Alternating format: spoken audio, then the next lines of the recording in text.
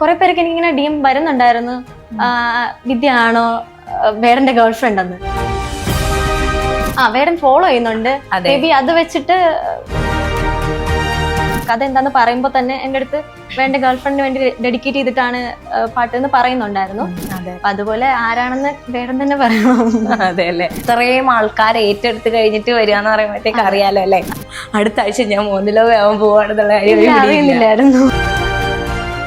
ഒരുപാട് പേര് ഇതാണോ വേടന്റെ മോനലോവ, അതായത് ഓൾറെഡി വേടൻ പറഞ്ഞിട്ടുണ്ട് വേടന്റെ ഗേൾഫ്രണ്ടിന് വേണ്ടിയിട്ട് എഴുതിയ പാട്ടാണെന്നൊക്കെ. അപ്പൊ അതിലേക്ക് വരുമ്പോ വേടന്റെ മോനലോവയാണ് എന്ന് പറയുമ്പോ വേടന്റെ ഗേൾഫ്രണ്ട് ആണോ എന്നൊരു ചോദ്യം വരുന്നുണ്ട്. അതിനെന്താ മറുപടി? വേടന്റെ ഗേൾഫ്രണ്ട് അല്ല.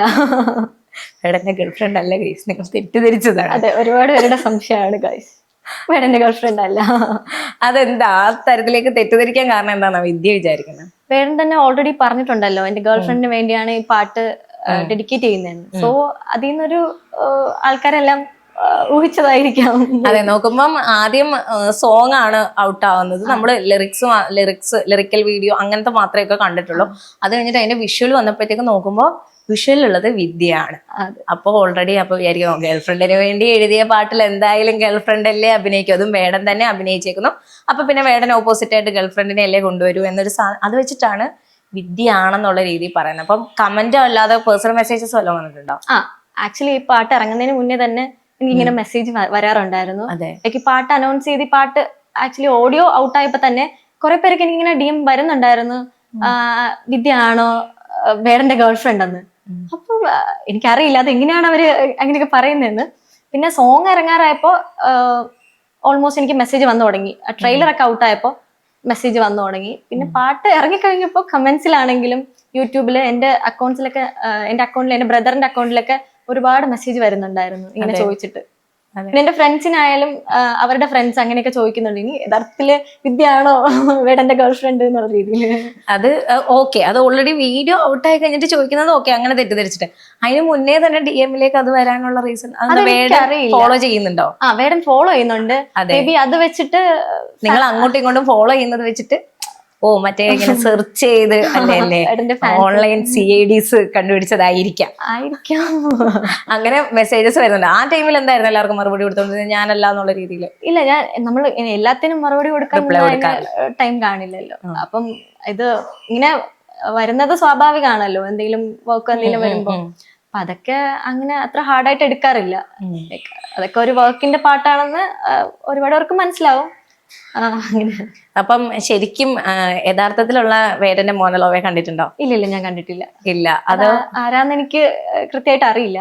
അത് ഓൾറെഡി പലയിടത്ത് വേടന്റെ കൂടെ നിന്നിട്ട് അത് ഫാൻസ് പോസ്റ്റ് ചെയ്യുന്നുണ്ട്, ഇന്ന ആളാണ് ഈ ആളാണെന്ന് പറഞ്ഞിട്ട്.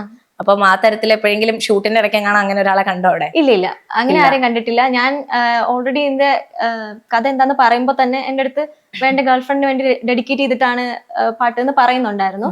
ആൻഡ് വേടനെ കണ്ടപ്പോഴും അതിനെപ്പറ്റി സംസാരം നടക്കുന്നുണ്ടായിരുന്നു. അല്ലാണ്ട് കൂടുതൽ പേഴ്സണൽ ഡീറ്റെയിൽസിലോട്ട് പോയിട്ടില്ല. അപ്പൊ എനിക്ക് ആളാരെന്നറിയില്ല. ഇപ്പൊ ഇവര് കണ്ടുപിടിക്കുന്ന ആള് തന്നെയാണോ അങ്ങനെ എനിക്ക് കൃത്യമായിട്ട് അറിവില്ല. ലൈക്ക് ഇപ്പം എന്റെ ഫോട്ടോ വെച്ചും വരുന്നുണ്ടല്ലോ, അപ്പൊ അതുപോലെ ആരാണെന്ന് വേടൻ തന്നെ പറയണം. അതെ അല്ലെ, ഈ ഒരു വീഡിയോയിലേക്ക്, ഈ ഒരു ആൽബത്തിലേക്ക് അഭിനയിക്കാനുള്ള ഫസ്റ്റ് അത് അപ്രോച്ച് ചെയ്യുന്ന ആരാ വിദ്യനെ? ആക്ച്വലി വേണ്ട ക്രിയേറ്റീവ് ഡയറക്ടർ ഒരു ആളാണ് എന്നെ ഇൻസ്റ്റഗ്രാമിൽ മെസ്സേജ് അയക്കുന്നത്. അപ്പൊ മെസ്സേജ് കണ്ടിട്ട് വേടന്റെ വർക്ക് ആണെന്ന് അറിയില്ലായിരുന്നു, ഒരു വർക്ക് റിലേറ്റഡ് കാര്യമാണെന്ന് പറഞ്ഞ് മെസ്സേജ് അയച്ചു. അപ്പൊ ഞാൻ നമ്പർ സെൻഡ് ചെയ്ത് വിളിക്കായിരുന്നു. അപ്പൊ എനിക്ക് തോന്നുന്നു ഒരു 6 o'clock ആയി കാണും. അപ്പൊ ഞാൻ ഇങ്ങനെ ഓഫീസിൽ നിൽക്കുമായിരുന്നു, ഷിഫ്റ്റ് കയറാൻ വേണ്ടി നിൽക്കുന്ന ടൈമിലാണ് വിളിക്കുന്നത്. അപ്പൊ വിളിച്ചപ്പോഴത്തേക്കും ഇങ്ങനെ പറഞ്ഞു വേടന്റെ നെക്സ്റ്റ് വർക്കിലേക്കാണ് എന്ന് പറഞ്ഞു. അപ്പം ഞാൻ ഭയങ്കര എക്സൈറ്റഡ് ആയി. പുള്ളിക്ക് നമ്മളെ വിളിക്കാന്നുള്ളത് it's a big thing. So ഞാൻ ഭയങ്കര എക്സൈറ്റഡ് ആയി.